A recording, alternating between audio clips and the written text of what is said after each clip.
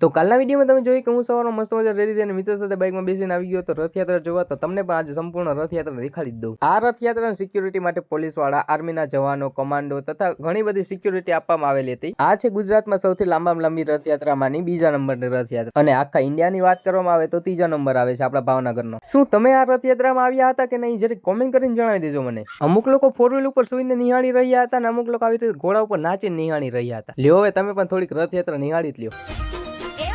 મામાને ઘેરે આવી ભાણિયું નગર આખું હરખાય જય જગન્નાથજી રૂપ પકડે રચડે રે જગન્નાથ જોવા મળે.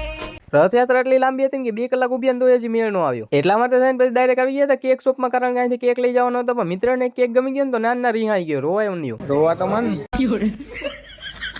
બસ આજના માટે એટલું જ. બાકી વિડીયો ગમતો હોય તો લાઈક, શેર અને સબસ્ક્રાઇબ કરતા જજો.